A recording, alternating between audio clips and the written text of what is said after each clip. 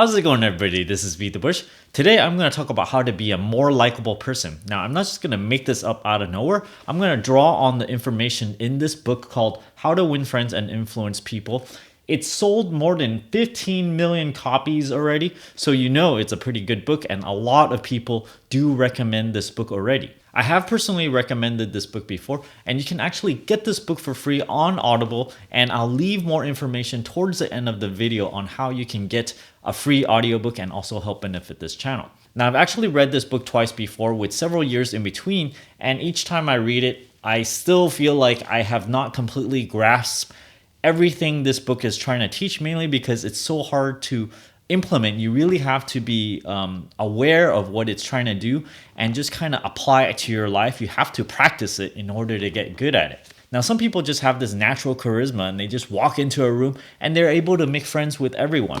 Me being an engineer, being sort of an introvert, this comes a bit harder for me. So it's something I need to work at. What I've noticed after reading this book and sort of applying it to my own life is that as an engineer, I'm kind of like a perfectionist. So then I would look at things. Whenever someone says something, the first thing that goes off in my mind, if it's completely incorrect or even a little bit incorrect, or even if they're correct, actually, I might say something in response that would, kind of like a know-it-all sort of. It's like, oh yeah, you want to do it this way? Oh, by the way, doing it like this is better.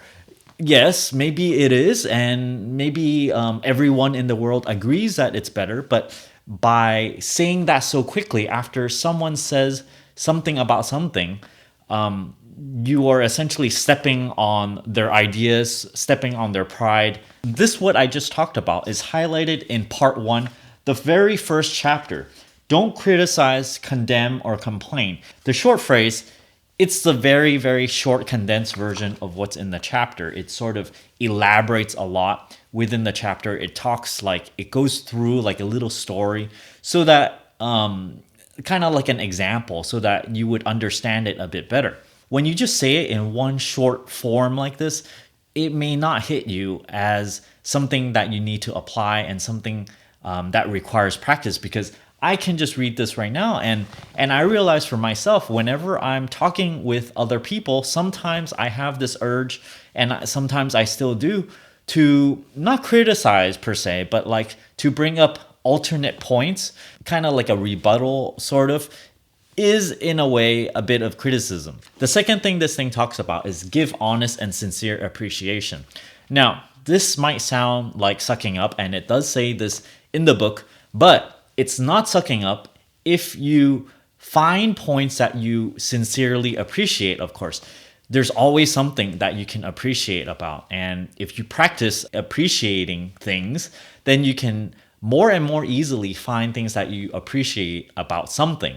When someone opens up to you and gives you, their opinion, you are most likely able to find something that you can appreciate about, or something that someone did. Maybe they gave you something and you think it's horrible or it's really ugly or something. You can still appreciate the fact that they spent so much time on it.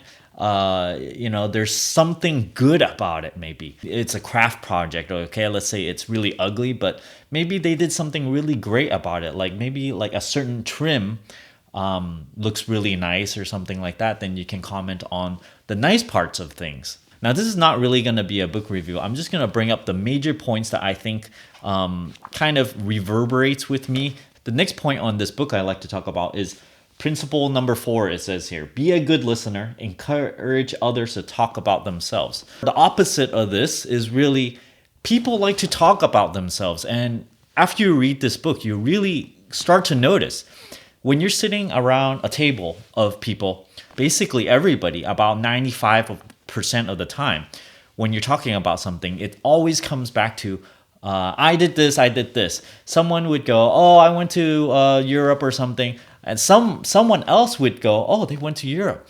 They would go, oh, I also went to Europe, a couple months ago. Yeah, I went to this and this. There's so many eyes in a conversation. There's very, very little of taking yourself out of things and just go, Oh, you went to Europe. How did you feel about going there? Oh, how was it? Oh, just kind of it's their conversation. They're talking about themselves. So this is how you have a really good conversation, is when you let other people talk about themselves and you are genuinely interested in their lives, basically, and in turn they are very happy to share that with you.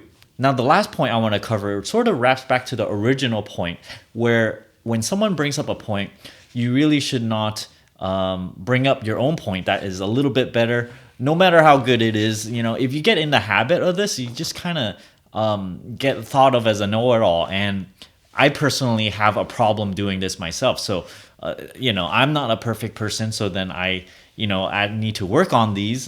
And I think many, many people need to do this, because me coming into contact with multiple people, I notice it very quickly when someone brings up a point and then they very quickly, like immediately the first thing they say is something related to that subject, but something that they know that is better. Principle number 2 over here, page 126, says, show respect for the other person's opinions.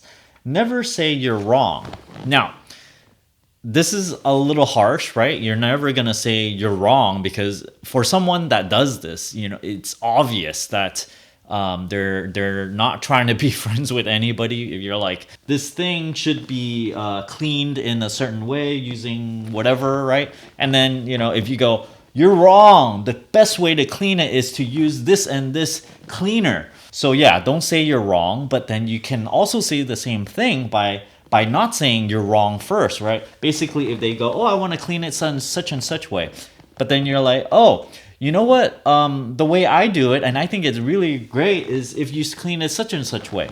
There is a nice way to bring it up. If you really truly think there's a better way to clean it, you can sort of slide it in a bit softer, but it's likely even better if you don't even bring it up at all. If their opinion of cleaning this thing is their way, they already have this preconceived notion that they want to clean it that certain way. They think it's the best already. Of course, what's going on in my mind, okay, if I know a better way of cleaning this thing, is, oh, I really want to share this with them. So that's why there's this urge of, oh, you always want to, share your best opinions. That's why, you're the know-it-all. You're like, everything I know is like the best, best secret, because especially on this channel, I show all these videos. I'm like, oh, these are the best ways, right? So if I do not resist the urge to tell them this best method, well, you're not going to make any friends. And